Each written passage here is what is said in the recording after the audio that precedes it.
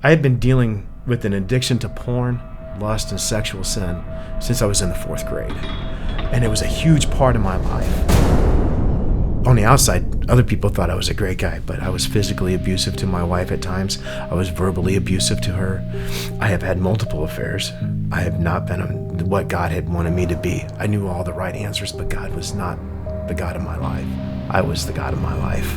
All I wanted growing up was to be a wife and a mom. And so to see my marriage crumble, that was very difficult for me. I really didn't feel like I was a part of our marriage anymore. I didn't feel like this is where I wanted to even be. It left me empty. It left me hurting, and there was a lot of resentment. We served heavily in the church. I was a youth leader. She was a youth leader. She was the youth secretary. So I really felt that I was living quite a bit of a lie. I don't even remember what she said, but it just really set us off.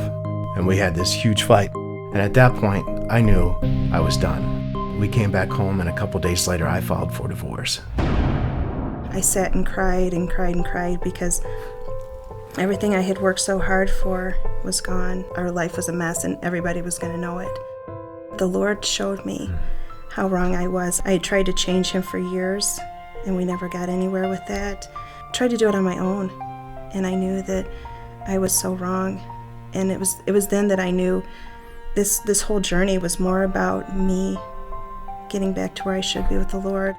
That's when it all began, because my life changed, because God said, you need to be quiet. And I could see that this is not the same woman I had been married to for the last 20 years. There was such a difference in her.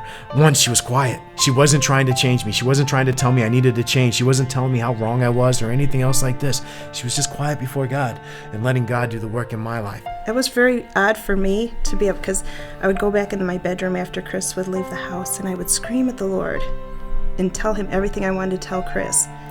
And so that was very challenging. I'm a pretty black and white person, and my whole relationship with God was very gray. You hear people talk about how great God is and how real he is in their lives, and I was like, why aren't you making me like that, Lord? I've known you all my life. Lord, where are you? You said you'd never leave me or forsake me, and yet I don't feel you at all in my life. Then I get a call from Lori, and she's like, how's it going? I'm like, not good. I said, I just don't feel him at all. And she says the most off-the-wall things. And she says, when I can't hear from God, it's usually because I have unconfessed sin in my life. And here I go. That just really got me angry. She hangs up because she knew she made me mad. And then I'm like, who is she to tell me that I have unconfessed sin in my life? And that's why I can't hear from God. I looked up at God and I said, God, Lori says I can't hear from you because there's unconfessed sin in my life. And if there's unconfessed sin in my life, then you need to show me now. And oh my, the floodgates opened up. All these sins that had just kept coming back into my life, things that I thought I had confessed and things that I thought I'd let go of and everything, and no, it just kept coming and coming and coming for about an hour.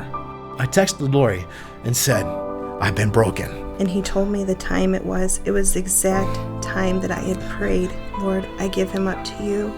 I can't take it anymore.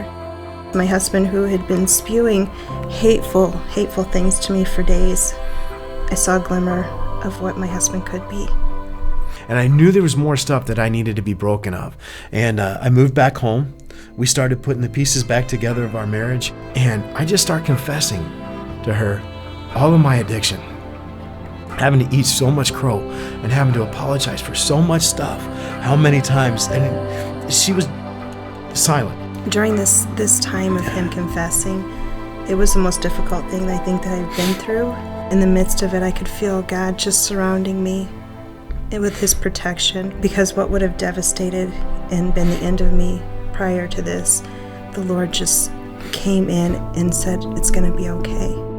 It was bad. I don't think she ever knew the extent of how deep and how steeped in sin I was with my addiction to porn. They asked a question, how much of your life did you surrender to God? And I'm like, I got this. I figured I surrendered about 80% of my life to God.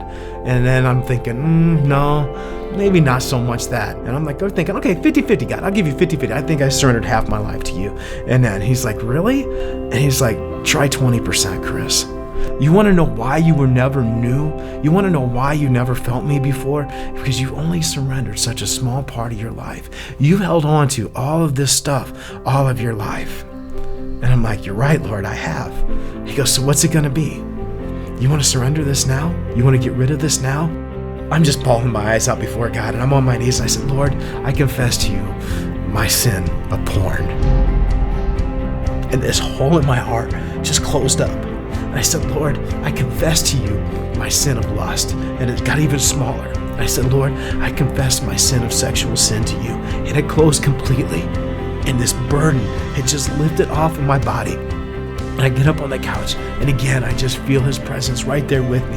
And I'm like, you set me free. And he's like, and what I have set free is free indeed. You are so free. And I'm like, I got to tell Lori. It was her day off, so she's sleeping in. She wasn't even up yet. And I go in the bedroom. I got tears running down my face. Lori's like, what's wrong, Chris? And I start singing, Amazing Grace.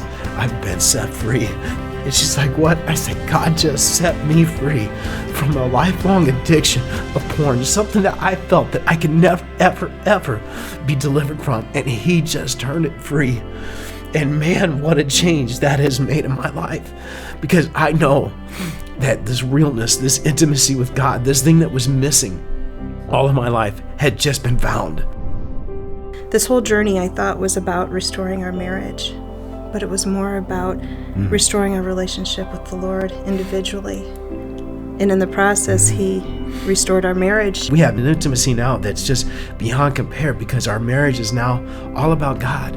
It's not about anything else. It's about what God has done in our lives. And it's just been so beautiful to see how he's just continued to change us and how he's just set our lives free. We actually got remarried on the day we were supposed to be divorced. And I just want to give other women hope, not to hope in their spouse, but to hope in the Lord, because that's where the only peace and satisfaction is. Thank you for letting us share our story, which is God's story and what he's done in our life.